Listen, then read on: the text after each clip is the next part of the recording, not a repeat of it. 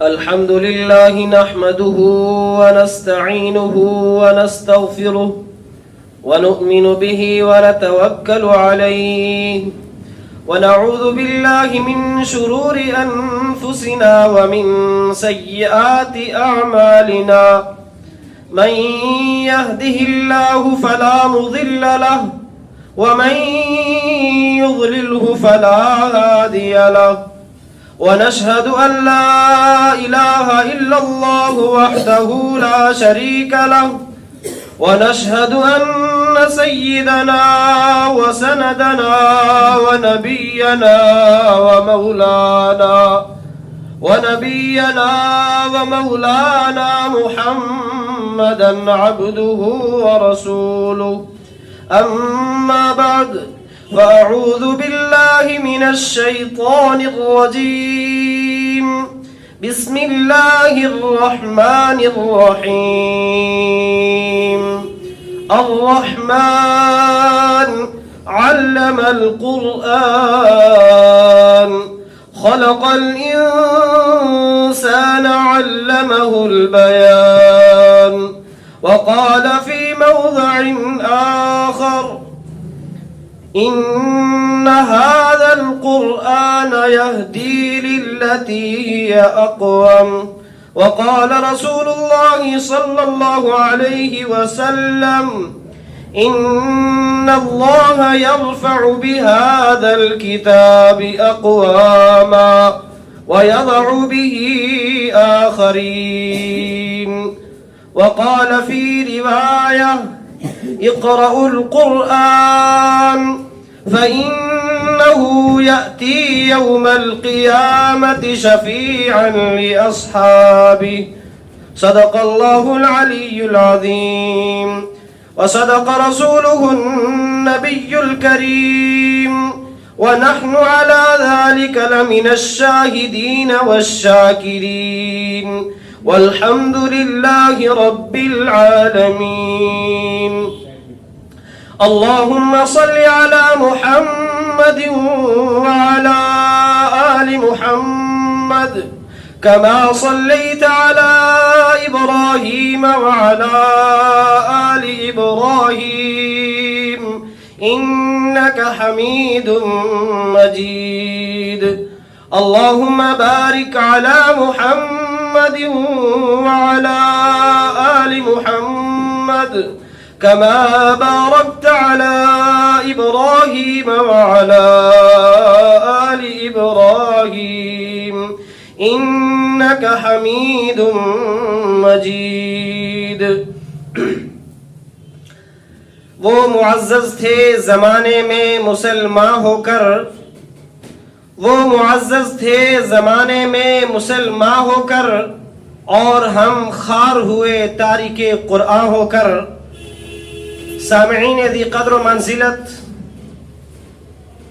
میں نے خطبے میں مختلف مقامات سے چند آیتیں آپ کے سامنے تلاوت کی بعدہ مختصراً 2 روایتیں ذخیرہ احادیث میں سے پیش کی تو عظمت قرآن کو فضیلت قرآن کو جتنا بیان کیا جائے جب تک بیان کیا جائے یہ کم ہی کم ہے کیوں اس لیے کہ اگر فضیلت قرآن کو سمجھنا ہے قرآن کی فضیلت کو سمجھنا ہے تو آپ سب سے پہلے اس بات پر غور و فکر کیجئے کہ یہ کلام کس کا ہے ظاہر ہے کہ اللہ کے کلام کے اوپر کوئی انسان لب کشائی کرے اس کی مدح سرائی کرے اس کو مکمل تعریفات میں الفاظ میں لائے یہ ناممکن بات ہے یہ انسان کے بس کی بات نہیں ہے اور جہاں قرآن کریم کی یہ عظمت اور فضیلت ہے کہ یہ کلام اللہ ہے یہ کلام رب العالمین ہے وہیں دوسری طرف یہ فضیلت بھی اسے حاصل ہے کہ اس کو جناب محمد الرسول اللہ صلی اللہ علیہ وسلم کے قلب اطہر پر لانے والا کون ہے سید الملائکہ حضرت جبریل علیہ السلام ہیں جو ملائکہ کے سردار ہیں فرشتے نورانی مخلوق ہے اس مخلوق میں سے سب سے پہلے نمبر پر اور اعلیٰ معیار پر آنے والی شخصیت اور ہستی کا نام حضرت جبریل امین علیہ السلام. تو ان کے ذریعے اللہ تعالیٰ نے قرآن مقدس کو نازل فرمایا. اب اندازہ لگائیے کہ قرآن اللہ کا کلام ہے جو تمام کائنات کا رب اور مالک ہے، جو تمام کائنات کا رازق اور خالق ہے. وہیں دوسری طرف سید الملائکہ حضرت جبریل علیہ السلام کے ذریعے سے قرآن کی تنزیل ہو رہی ہے. لیکن قرآن جا کہاں رہا ہے؟ صاحب قرآن کون ہے؟ قرآن کس قلب پر نازل ہو رہا ہے؟ قرآن کس ذات اور ہستی پر نازل ہو رہا ہے؟ ذرا اس کی طرف تو نظر ڈال لیجئے، ذرا اس کے کمالات کو تو سمجھ لیجئے، ذرا اس کے فضائل و مناقب کو تو پڑھ لیجئے، اپنے دل میں اسے جگہ دیجئے، اپنے قلب میں اسے جگہ دیجئے، تو تمہیں سمجھ میں آئے گا کہ جس ہستی پر قرآن جیسی مقدس کتاب نازل ہوئی ہے وہ ہستی بھی کوئی عام ہستی نہیں ہے، وہ ہستی تو سید الانبیاء ہے. اگر اس کو لانے والا سید الملائکہ ہے تو جس پر آ رہا ہے، جس کے اوپر نازل ہو رہا ہے، جس کے اوپر یہ کتاب نازل ہو رہی ہے، وہ ہستی بھی سید الانبیاء ہے. تمام انبیاء علیہم السلام کا وہ سردار ہے جس پر یہ عظمت والی اور فضیلت والی کتاب نازل ہو رہی ہے. جس ذات پر یہ کلام نازل ہو رہا ہے جو کہ منزل من اللہ ہے، وہ ذات سید الانبیاء تاجدار بطحہ جناب محمد الرسول اللہ صلی اللہ علیہ وسلم کی ہے. اگر قرآن کی فضیلت کو سمجھنا ہے، اگر قرآن کی عظمت کا جائزہ لینا ہے، اندازہ کرنا ہے، تو آپ اسی بات سے اندازہ لگا لیجئے کہ قرآن کی فضیلت کو بیان کیا ہی کیسے جا سکتا ہے، کیونکہ یہ رب العالمین کا کلام ہے. اس کلام کے فضیلت والا ہونے کے لیے اتنا ہی کافی ہے کہ یہ اللہ کا کلام ہے. اس کلام کا عظمت والا ہونے کے لیے اتنا ہی کافی ہے کہ اسے لانے والی ذات سید الملائکہ ہے. اس ذات کی عظمت کو پہچاننے کے لیے یہی بات کافی ہے کہ جس قلب اطہر پر یہ نازل کیا جا رہا ہے، جس ذات اقدس پر یہ نازل کیا جا رہا ہے، وہ سید الانبیاء، وہ جناب محمد الرسول اللہ صلی اللہ علیہ وسلم کی ذات ہے. لیکن اس ساری بات سے ہٹ کر ہم آگے چلتے ہیں. قرآن مقدس میں اللہ تعالیٰ بیان فرماتے ہیں، بڑی چھوٹی چھوٹی کی 4 فضائل اور فضیلتوں کو اور عظمت کو بیان فرمایا ہے، 4 صفات کو بیان فرمایا ہے، بڑی بڑی 4 صفات کا ذکر کیا ہے. سب سے پہلے اللہ نے، چونکہ اللہ سے بڑی کوئی ذات نہیں ہے، اللہ سے بڑا کوئی نہیں ہے، اس لیے سب سے پہلے جس کا تذکرہ اللہ نے قرآن مقدس میں کیا ہے وہ خود رب العالمین کی ذات ہے. اللہ تعالیٰ فرماتے ہیں الرحمن. اس قرآن کو نازل کرنے والا کون ہے؟ اس کو نازل کرنے والی ہستی اور ذات کا نام تو جان لیجئے. وہ بے پناہ محبتیں کرنے والا ہے، وہ بے پناہ مہربان ہے اپنی مخلوق پر، اپنے پیدا کردہ لوگوں پر، اپنی پیدا کردہ مخلوقات پر بڑا ہی وہ مہربان ہے، بڑی مہربانیاں کرنے والا ہے، اس کی بڑی عنایتیں ہیں، وہ بڑا لطف و کرم کا مالک ہے، وہ عنایت و کرم کا مالک ہے. اللہ سب سے پہلے اپنے متعلق اپنی سب سے ٹاپ کی صفت کو، 1 نمبر کی صفت کو، الرحمن کو بیان فرما رہے ہیں.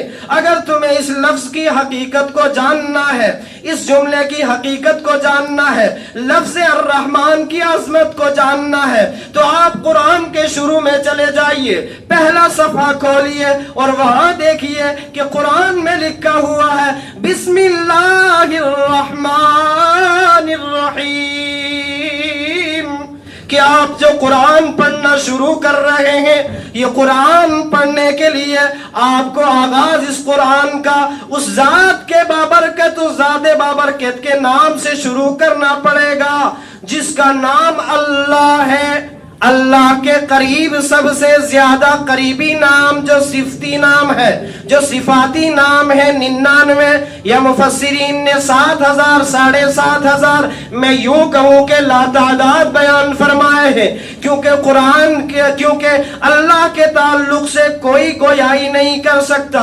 اللہ کے تعلق سے اگر کوئی گفتگو کرنا چاہے، اگر اللہ پر کوئی سرچنگ کرنا چاہے اور دیکھنا چاہے کہ اللہ کے نام کی عظمت کو جانتے ہیں، اللہ کے نام کے تعداد کو جانتے ہیں، اللہ کی بہت ساری چیزوں کے بارے میں جانتے ہیں، تو وہ تکمیل کو پہنچ نہیں سکتے، کیونکہ اللہ وہ ذات ہے جس کا آغاز بھی نہیں ہے اور جس کی انتہا بھی نہیں ہے.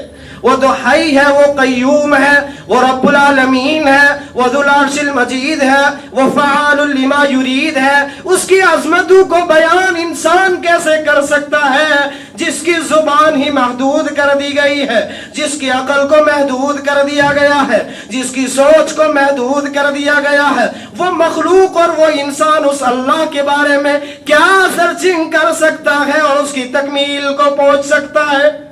تو اللہ نے بیان فرمایا قرآن مقدس میں کہ اللہ کی سب سے قریبی صفاتی نام میں سے جو صفت ہے وہ الرحمن ہے. رحمان اللہ کے صفاتی ناموں میں سے سب سے پہلے نمبر پر آتا ہے، ٹاپ نمبر پہ آتا ہے. اس لیے اللہ نے ٹاپ نمبر کی صفت کو بیان فرمایا الرحمن. اس کے بعد فرمایا علم القرآن، کہ اللہ نے قرآن سکھلایا. آپ اندازہ لگائیے کہ جہاں اللہ نے اپنا تعارف کروایا کہ میں رحمان ہوں، بے پناہ رحم کرنے والا ہوں، بے پناہ مہربانیاں کرنے والا ہوں، وہاں اللہ نے ایک اور نعمت کا ذکر فرمایا جو سب سے بڑی نعمت ہے، ٹاپ کی جو نعمت ہے کہ علم القرآن، کہ میں نے انسان کو قرآن سکھایا. قرآن یہ بہت بڑی مقدس اور عظمت والی کتاب ہے، بہت بڑی فضیلتوں کی حامل کتاب ہے، اللہ کی بہت بڑی یہ نعمت ہے. کیوں؟ اس لیے یہ عظمت والی ہے کہ اللہ قرآن میں خود بیان فرماتے ہیں لو انزلنا هذا القرآن على جبل لرأيته خاشعا متصدعا من خشية اللہ، کہ اگر اس قرآن کی عظمت کو جاننا چاہتے ہو، قرآن کی فضیلت کو سمجھنا چاہتے ہو، تو آؤ میں تمہارے اوپر ایک ایگزامپل پیش کرتا ہوں، میں تمہارے سامنے ایک مثال پیش کرتا ہوں کہ اگر ہم اس قرآن کو پہاڑوں کے اوپر نازل کرتے، انسان تو کیا چیز ہے، انسان تو تمام مخلوقات میں بڑی ہی کمزور مخلوق ہے، بڑی ضعیف مخلوق ہے، مگر اندازہ لگائیے کہ ہمالیہ کی پہاڑی اور بھی بڑی بڑی دنیا میں پہاڑیاں کتنی مضبوط ترین پہاڑیاں ہیں کہ جب سے اللہ نے قائم کر رکھا ہے تب سے اپنی جگہ پہ مضبوط ہیں، قیامت تک اللہ کے حکم کے بغیر وہاں سے ہلنے والی نہیں ہے، بڑی ہی مضبوط پہاڑیاں ہیں. ان کے بارے میں اللہ کہتا ہے کہ میں اگر اس قرآن کو، یہ اتنی عظیم عظمت والا، یہ اتنے وقار والا، یہ اتنی جلالت والا کلام ہے کہ میں اگر ان کو پہاڑوں پر نازل کرتا تو پہاڑ اللہ کی ڈر کی وجہ سے ریزہ ریزہ ہو کر پھٹ جاتے، روئی کی طرح ہوا میں اڑ جاتے. اتنی بڑی عظمت کا حامل یہ کلام ہے، اتنی بڑی فضیلت کا متحمل یہ کلام ہے، یہ بہت بڑی عظمت والا کلام ہے. تو اللہ نے بیان فرمایا الرحمن علم القرآن، کہ اللہ نے قرآن سکھلایا، جو کہ بہت بڑی نعمت ہے، ٹاپ کی نعمت ہے. پھر اس کے بعد اندازہ لگائیے خلق الانسان، اللہ نے انسان کو پیدا فرمایا. انسان کس فیکٹری کا نام ہے، انسان کس چیز کا نام ہے؟ اللہ تبارک و تعالی نے کم و بیش 18,000 مخلوقات کو پیدا فرمایا. مخلوقات تو بہت بڑی ہیں، لیکن سب سے ٹاپ پہ آنے والی جسے اشرف المخلوق کہا گیا ہے، قرآن خود بیان فرماتا ہے، اللہ اپنی زبانی بیان فرماتا ہے کہ یہ سب سے اشرف المخلوقات یعنی سب سے ٹاپ پہ آنے والی مخلوق انسان ہے. اسی لیے انسان نے اس ٹاپ کی مخلوق کے اوپر ٹاپ کی نعمت قرآن کو نازل فرمایا. اب اندازہ لگائیے کہ یہ قرآن کتنی عظمت والا ہے، انتہائی عظمت کا حامل یہ قرآن ہے جسے اللہ نے انسان کو سکھایا. اور کس انسان کو سکھایا؟ جو تمام مخلوقات میں اشرف المخلوق ہے. اس کے بعد اللہ تعالیٰ نے فرمایا خلق الانسان علمہ البیان، کہ اللہ نے بیان کرنا اسے سکھایا. یعنی مخلوقات تو 18,000 ہیں، مگر حیوان ناطق جو ہے، جسے اللہ نے گویائی عطا فرمائی ہو، جسے بیان کرنے کی صلاحیت اللہ نے دی ہو، جسے بولنے کی صلاحیت اللہ نے دی ہو، جسے زبان کی صلاحیت سے اللہ نے نوازا ہو، بہترین انداز میں بیان کرنے والی صلاحیت اگر اللہ نے کسی مخلوق کو عنایت فرمائی ہے تو وہ انسان ہے، وہ یہ اشرف المخلوق ہے جسے اللہ تبارک و تعالی نے نطق گویائی نصیب فرمائی، اللہ نے بیان کرنے کا مادہ اور صلاحیت اس کے اندر پیدا فرمائی۔ تو اندازہ لگائیے کہ اللہ تبارک و تعالی نے عظمت والے قرآن کو، جو بہت بڑا عظمت والا ہے، جس کی عظمت کے سامنے ساری چیزوں کی عظمتیں ہیچ ہیں، اس عظمت والے کلام کو نازل فرمایا سب سے اشرف المخلوقات انسان کے اوپر، اور اس کے بعد اللہ تعالیٰ نے بیان فرمایا علمہ البیان، کہ میں نے انسان کو بیان کرنے کی، بات کرنے کی، بہترین انداز میں بات کرنے کی صلاحیت نصیب فرمائی۔ یہاں اللہ تعالیٰ فرمانا کیا چاہتے ہیں؟ اللہ تعالیٰ یہاں یہ فرمانا چاہتے ہیں کہ میں نے انسان کو پیدا فرمایا، اور پیدا فرمانے کے بعد انسان کو ضابطہ حیات عطا فرمایا۔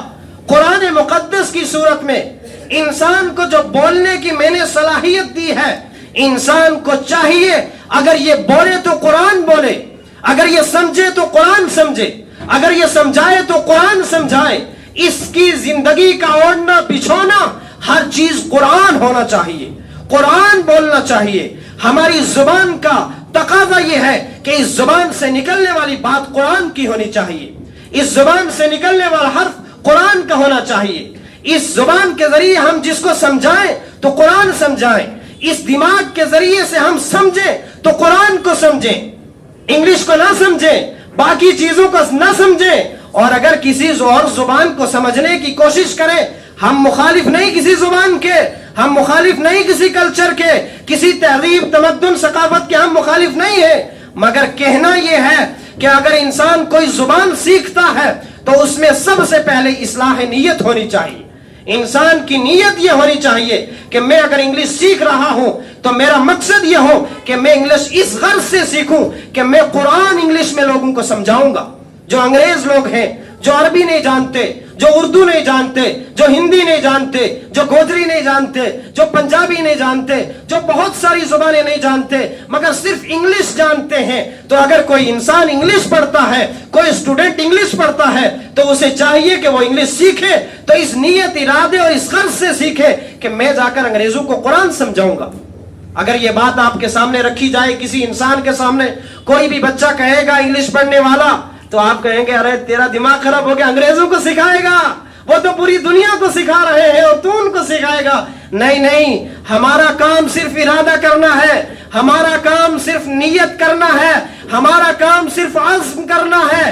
اس عزم کو پختہ کرنے والا تو اللہ خود ہے، اللہ تو قرآن کا محافظ ہے، قرآن کا محافظ اللہ ہے، اس لیے قرآن کی حفاظت وہی کرے گا۔ قرآن، اللہ ہمت دے گا ہمیں، ہم وہاں تک پہنچیں گے، اللہ ان کے ذہن میں ہماری بات کو ڈالے گا، وہ ہماری بات سنیں گے۔ جب ہم ان کو قرآن سمجھیں گے تو اللہ اس کے ذریعے سے جس کو چاہے گا ہدایت دے دے گا۔ تو یہ قرآن بڑی عظمت اور وقار والی کتاب ہے۔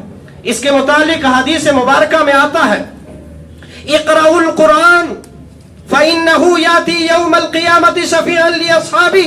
اے لوگو، اگر تمہیں پڑھنا ہے تو قرآن کو پڑھ لو، اگر تمہیں پڑھنا ہے تو پڑھائی قرآن کی کرو، سرچنگ کرنا ہے تو قرآن کے اوپر سرچ کرو، اگر تمہیں کچھ بھی کرنا ہے، کسی چیز کو سمجھانا ہے تو قرآن کو سمجھاؤ، کسی چیز کو سمجھنا ہے تو قرآن کو سمجھو۔ کیوں؟ اس لیے کہ قیامت کے دن انگلش تمہارے سامنے نہیں آئے گی، تمہارے سامنے سائنس نہیں آئے گی، تمہارے سامنے سوشل سٹڈیز نہیں آئے گی۔ اگر تمہارے سامنے تمہاری سفارش کرنے، تمہاری شفاعت کرنے، تمہیں جہنم سے بچا کر جنت میں لے جانے والی کوئی چیز آئے گی تو وہ قرآن آئے گا۔ کون سا قرآن؟ جس کو آج ہم نے پس پش ڈال دیا، جس قرآن کے تعلق سے کل قیامت کے دن رسول اکرم صلی اللہ علیہ وسلم شکایت درج فرمائیں گے اللہ کے سامنے، وقال الرسول یا ربی ان قوم اتخذوا هذا القرآن مہجورا۔ قیامت کے دن اللہ رب العالمین کے سامنے رسول اکرم صلی اللہ علیہ وسلم گلا کریں گے، شکوہ کریں گے، شکایت کریں گے، ہماری شکایت کریں گے، اے اللہ یا رب، اے میرے رب، ان قوم اتخذوا هذا القرآن مہجورا، میری قوم نے اس قرآن کو چھوڑ دیا تھا۔ وہاں شکایت درج ہوگی اللہ کے دربار میں۔ اب اندازہ لگائیے کہ شکایت کرنے والا محمد الرسول اللہ ہو، یعنی محب اور حبیب کی آپس میں گفتگو ہو رہی ہے، اور وہاں ٹالنے والی کوئی بات نہیں ہے کہ کسی بات کو مذاق میں مان لیا جائے، کسی بات کا مذاق کر لیا جائے اور کسی بات کو پسے پشت اور نظر انداز کر دیا جائے۔ نہیں، رسول اکرم صلی اللہ علیہ وسلم وہاں سفارش کریں گے اپنی امت کے حق میں تو وہ سفارش بھی قبول ہوگی، اور اگر شکایت کریں گے تو شکایت بھی قبول ہوگی۔ آؤ یہاں ایک جملہ تمہیں دیتے ہوئے آگے چلتا ہوں، آگے بڑھتا ہوں۔ یہ جو لوگ دین میں نئی ایجادات کرتے ہیں، نئی باتیں کرتے ہیں، اپنی طرف سے دین میں نئی باتیں لاتے ہیں اور کہتے ہیں کہ یہ بھی دین کا حصہ ہے، وہ بھی دین کا حصہ ہے، وہ بھی دین کا حصہ ہے، اور اگر ان کے اوپر کوئی اعتراض کرتا ہے تو پھر کہتے ہیں یہ بتاؤ تمہارا موبائل یہ صحابہ کے دور میں تھا، یہ رسول اللہ کے دور میں تھا، یہ فلاں چیزیں، بہت ساری مثالیں لے آتے ہیں۔ کیا یہ صحابہ کے دور میں تھا؟ کیا یہ رسول اللہ کے دور میں تھا؟ کیا یہ شریعت کا حصہ ہے؟ اگر نہیں ہے تو پھر تم بھی بدعتی ہو۔ میرے بھائیو، یہ تمہاری غلط فہمی ہے، اپنے اوپر سے تم الزام اس طرح نہیں ہٹا سکتے۔ ہاں، میں یوں کہوں گا کہ تم میرے سامنے تو اس الزام کو ہٹا سکتے ہو، مجھے تو تم چپ کرا سکتے ہو، دنیا کے کسی انسان کو چپ کرا سکتے ہو، مگر اللہ کے سامنے بہانہ چلنے والا نہیں ہے۔ کیوں؟ اس لیے کہ اللہ وہاں کسی کو بولنے کی اجازت نہیں دے گا، کسی کو گفتگو کرنے کی اجازت نہیں دے گا۔ ہاں، جس کو بھی گفتگو کرنے کی اجازت دے گا وہ گفتگو کرے گا، وقال صوابا، تو وہ درست بات کرے گا۔ وہاں جھوٹ موٹ نہیں چلنے والا، وہاں بہانے بازیاں نہیں چلنے والی، وہاں یہ نہیں چلنے والا ارے ہمارا پڑوسی بھی تو ایسا کر رہا تھا، اللہ میں نے کر لیا تو کیا ہوگا، یہ ساری باتیں نہیں چلنے والی ہیں۔ وہاں تو فیصلہ ہو جائے گا، جاؤ جہنم میں عیش کرو، 4 دن مزے مارو۔ اور صرف بدعتی کے بارے میں حدیث مبارک میں آتا ہے کہ جس شخص نے بدعتی کی عزت کی اس نے اسلام کی بے عزتی کی، جس نے بدعتی کی عزت کی، وقار کیا، عظمت کی، اس کا ادب و احترام کیا، تو اس نے دین کو ڈھا دیا، دین کی عمارت کو گرا دیا، منہدم کر دیا۔ لیکن آج کل ہمارے ہاں یہ سب کچھ ہوتا ہے۔ خیر، بات تفصیلی ہو جائے گی، دور چلے جائیں گے، حالات بگڑ جائیں گے، اس لیے حالات کا بھی خیال رکھنا ہے، ساری چیزوں کا خیال رکھنا ہے۔ لیکن ہم اگر امام ہیں، اگر ہم علماء ہیں تو ہماری یہ ذمہ داری ہے، ہمارا یہ حق ہے، ہم اپنے حق سے پیچھے ہٹنے والے نہیں ہیں، ہم اپنی ذمہ داری سے ایسے سبکدوش ہونے والے نہیں ہیں۔ ہماری جو ذمہ داری ہے ہم اسے ببانگ دہل ادا کریں گے اور یہ کہتے رہیں گے کہ بدعت کرنا چھوڑ دو، دین کے اندر نئی ایجادات کو چھوڑ دو، نئی چیزوں کو داخل کرنا چھوڑ دو۔ یہ ان کی بڑائی کے لیے کہتے ہیں، یہ اپنی سربلندی کے لیے نہیں کہتے۔ ایک تو اپنی ذمہ داری سمجھتے ہوئے یہ بات کہتے ہیں، لیکن دوسرے ان کی بڑائی کے لیے کہتے ہیں کہ لوگوں باز آ جاؤ، ابھی وقت ہے۔ یا ایھا الذین آمنوا ادخلوا فی السلم کافہ، اے ایمان والو پورے کے پورے اسلام میں داخل ہو جاؤ۔ قیامت سے پہلے، موت سے پہلے تمہارے پاس وقت ہے، تم ان ساری چیزوں کو، رسم و رواج کو پسے پش ڈال کر پورے کے پورے دین کے اندر آ جاؤ، پوری کی پوری شریعت کے اندر آ جاؤ، تم اللہ کی اطاعت کرنے والے بن جاؤ، تم رسول اکرم صلی اللہ علیہ وسلم کی شریعت کی پیروی کرنے والے بن جاؤ، ورنہ قیامت کا دن ہوگا اور حوض کوثر لگ رہا ہوگا، حوض کوثر پینے سارے لوگ جا رہے ہوں گے، لیکن وہاں جیسے ہی ایک بدعتی جائے گا تو وہاں کا جو گیٹ کیپر ہوگا وہ وہاں سے اسے بھگا دے گا، ان دونوں کا آپس میں جھگڑا چل رہا ہوگا، گیٹ کیپر کہے گا میں اندر نہیں جانے دوں گا، بدعتی کہے گا میں اندر جاؤں گا۔ اندر سے رسول اکرم صلی اللہ علیہ وسلم آئیں گے اور پوچھیں گے بھائی کیا جھگڑا ہو رہا ہے، کیا مسئلہ ہو رہا ہے، تو وہ فرمائیں گے کہ بھائی یہ وہ شخص ہے جس نے آپ کے وصال کے بعد الیوم اکملت لکم دینکم واتممت علیکم نعمتی ورضیت لکم الاسلام دینا کی مخالفت کی، اور اس مخالفت کے نتیجے میں نئی باتیں یہ ایجاد کرتا رہا، دین کا حصہ انہیں بناتا رہا، شریعت کا حصہ بناتا رہا، یہ خود بھی گمراہ ہوا، اس نے اوروں کو بھی گمراہ کیا، تو وہاں اللہ کے رسول صلی اللہ علیہ وسلم فرمائیں گے سحقن دفع ہو جا، جیسے میرے وصال کے بعد تو نے اپنی مرضی سے نئی چیزوں کو دین کا حصہ بنا رکھا تھا، اسی شخص سے جس کے لیے تو نے یہ سب کچھ کیا تھا، آج بدلہ بھی اسی سے لے لے، میرے پاس تیرا کوئی حصہ نہیں ہے، میرے پاس تیرا کوئی حق نہیں ہے، دفع ہو جا، یہاں سے دفع ہو جا۔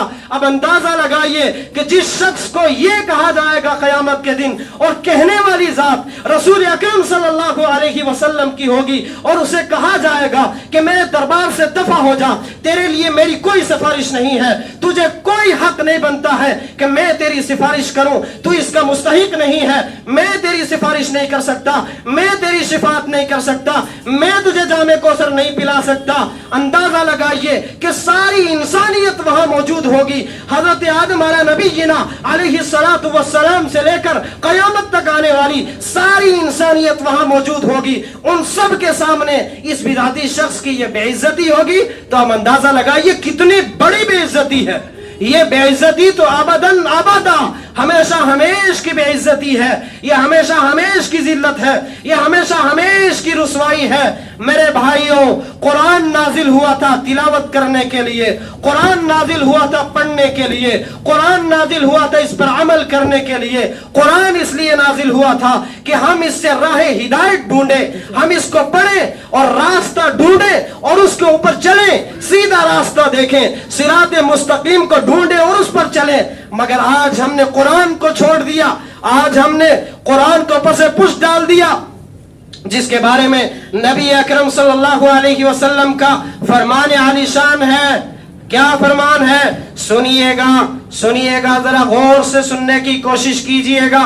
رسول اکرم صلی اللہ علیہ وسلم وصال سے کچھ قبل فرما رہے ہیں، ترکت فیکم امرین لن تضلوا ما تمسکتم بہما کتاب اللہ و سنت نبی۔ اے لوگو، میں تمہارے درمیان دو چیزیں چھوڑ کر جا رہا ہوں، دو چیزیں چھوڑ کر جا رہا ہوں، دو چیزیں چھوڑ کر جا رہا ہوں، جب تک تم ان کو مضبوطی سے پکڑے رکھو گے تم ہرگز گمراہ نہیں ہو سکتے، تم ہرگز گمراہ نہیں ہو سکتے۔ لن تضلوا ما تمسکتم بہما، تم ہرگز اس وقت تک گمراہ نہیں ہو سکتے جب تک تم ان دو چیزوں کو مضبوطی سے پکڑے رکھو گے۔ وہ دو چیزیں کیا ہیں؟ کتاب اللہ و سنت نبی جی، ایک تو کتاب اللہ ہے، ایک تو کلام اللہ ہے، ایک تو قرآن مقدس ہے، اور دوسرا حدیث رسول ہے۔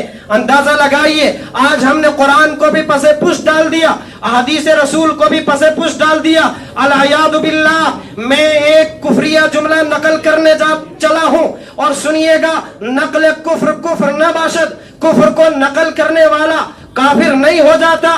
میں یہ جملہ نقل کرنے جا رہا ہوں جو کفریہ جملہ ہے، اور ہم میں سے بہت سارے لوگ بولتے ہیں، اگر کسی خوشی اور غمی کے موقع پر یا کسی بھی موقع پر انہیں کہا جائے کہ شریعت کا یہ حکم ہے، آپ غلط کر رہے ہو، آپ رسم و رواج کو فالو کر رہے ہو، یہ بہت غلط بات ہے، شریعت کا یہ حکم ہے، تو وہ آگے سے جواب دیتا ہے کہ اپنی شریعت کو رکھ پڑے۔ یہ جملہ کفریہ ہے۔ اگر کوئی انسان ایسا جملہ کہتا ہے تو وہ دائرہ اسلام سے خارج ہو جاتا ہے، اور اس کی بیوی سے اس کا نکاح ٹوٹ جاتا ہے۔ میرے بھائیوں، کہیں ایسا نہ سوچنا کلمہ پڑھ کے تم اسلام میں تو داخل ہو سکتے ہو، مگر تم نکاح دوبارہ تو نہیں کرو گے۔ ظاہر ہے کیونکہ تمہیں پتہ نہیں ہے، اور تمہاری عادت بن چکی ہے آر پار کی یہ باتیں کرنے کی، اور تم کہتے ہو رکھ پڑے شریعت کو۔ یہ تو میں نے بالکل ایک مثال دی ہے، ایسی ہزارہا کروڑہا مثالیں ہیں کہ جو ہم آئے دن اور روز بروز کہتے رہتے ہیں، ہمارے منہ سے نکلتے رہتے ہیں۔ تو آپ جملہ کفریہ کے بارے میں حکم سن لیجئے۔ جو شخص اپنی زبان سے جملہ کفریہ ادا کرتا ہے، وہ شخص دائرہ اسلام سے خارج ہو جاتا ہے، اور اس کا نکاح بھی ٹوٹ جاتا ہے۔ اگر وہ اس کا نکاح ہوا ہے، وہ شادی شدہ ہے، تو اس کا نکاح بھی ٹوٹ جاتا ہے۔ اس لیے میرے مسلمان بھائیوں، ہمیں حفاظت کرنی چاہیے اپنی زبان کی۔ رسول اکرم صلی اللہ علیہ وسلم کا فرمان ہے کہ تم دو چیزوں کی ضمانت مجھے دے دو، میں جنت کی ضمانت تمہیں دے رہا ہوں۔ ان میں سے ایک زبان ہے کہ زبان کو چلاؤ تو درست چلاؤ، زبان سے کچھ بیان کرو تو قرآن بیان کرو، زبان سے بیان کرو تو شریعت محمدیہ کو بیان کرو، زبان سے بولو تو جھوٹ مت بولو، سچ بولو، سچ بولو۔ کیوں؟ یصلح لکم اعمالکم ویغفر لکم ذنوبکم۔ بات بہت آگے بڑھ جائے گی ورنہ تفصیل بیان کرتا۔ دوسری چیز شرمگاہ کے بارے میں کہا، جو آج بہت یوز ہو رہی ہے، بڑے ڈر کے ساتھ میں یہ بات کر رہا ہوں، اور بڑی بے باکی کے ساتھ بھی یہ بات بیان کر رہا ہوں کہ آج زبان اور شرمگاہ کا بہت استعمال ہو رہا ہے، بہت استعمال ہو رہا ہے۔ جس کے بارے میں رسول اکرم صلی اللہ علیہ وسلم نے فرمایا کہ مسلمانوں دو چیزوں کی ضمانت تم مجھے دے دو، جنت کی ضمانت میں محمد رسول اللہ تمہیں دے رہا ہوں، وہ دونوں ایک زبان ہے، ایک شرمگاہ ہے۔ میرے نوجوان بھائیوں، میں نوجوانوں سے مخاطب ہوں، میرے نوجوان بھائیوں اپنی شرمگاہ کی حفاظت کر لو، اپنی شرمگاہ کی حفاظت کر لو، اپنی زبان کی حفاظت کر لو۔ اگر جنت میں جانا چاہتے ہو، اگر شفاعت رسول حاصل کرنا چاہتے ہو تو اپنی زبان کی بھی حفاظت کر لو، اپنی شرمگاہ کی بھی حفاظت کر لو۔ اقرأوا القرآن فإنه يأتي يوم القیامة شفیعا لأصحابہ۔ رسول اکرم صلی اللہ علیہ وسلم نے فرمایا کہ قرآن کو زیادہ سے زیادہ پڑھا کرو۔ کیوں؟ اس لیے کہ یہ قرآن قیامت کے دن تمہاری شفاعت کرے گا، تمہاری شفاعت کرے گا۔ کس کی؟ جو قرآن پڑھے گا۔ کس کی؟ جو قرآن پر عمل کرے گا۔ کس کی؟ جو قرآن کو بیان کرے گا۔ کس کی؟ جو قرآن کو سمجھے گا۔ اسی کے بارے میں یہ باتیں ہیں۔ میرے بھائیوں آؤ، ابھی وقت ہے، ابھی کچھ نہیں بگڑا ہے، آؤ قرآن سے جڑ جاؤ، آؤ قرآن سے جڑ جاؤ۔ قرآن آج بھی وہی ہے، قرآن کی برکات آج بھی وہی ہیں، قرآن کے ثمرات آج بھی وہی ہیں، قرآن آج بھی تمہارے لیے ہدایت ہے، قرآن آج بھی تمہارے لیے شفا ہے، قرآن آج بھی تمہارے لیے رحمت ہی رحمت ہے، قرآن آج بھی تمہارے لیے، تمہارے گھر والوں کے لیے، سب کے لیے برکت ہی برکت ہے۔ آؤ قرآن سے جڑ جاؤ، آؤ قرآن سے جڑ جاؤ، آؤ قرآن سے جڑ جاؤ۔ او خطیبوں، او خطبہ دینے والوں، او مقررین، تقریر کرنے والوں، قصے کہانیاں کیوں لوگوں کو سنا کر لوگوں کا دماغ خراب کرتے ہو، لوگوں کے جذبات سے کھیلتے ہو، لوگوں کے احساسات سے کھیلتے ہو؟ ارے لوگوں کو قرآن سناؤ، قرآن سناؤ۔ قرآن تو بھرا پڑا ہے، اگر تم قرآن کو شروع سے بیان کرنا شروع کر دو تو قرآن ختم نہیں ہو سکتا، تم تو ختم ہو سکتے ہو۔ تو قرآن بیان کرو نا بھائی، کیوں قصے کہانیاں بیان کر کے لوگوں کے جذبات سے کھیلتے ہو، لوگوں کی عزت سے کھیلتے ہو، لوگوں کی عزت کو اچھالتے ہو، لوگوں کی پگڑیوں کو کیوں اچھالتے ہو؟ اللہ تبارک و تعالی مجھے اور آپ سب کو قرآن سے والہانہ عقیدت نصیب فرمائے، اور زیادہ سے زیادہ قرآن کی تلاوت کرنے کی، قرآن کو سمجھنے کی، قرآن کو سمجھانے کی،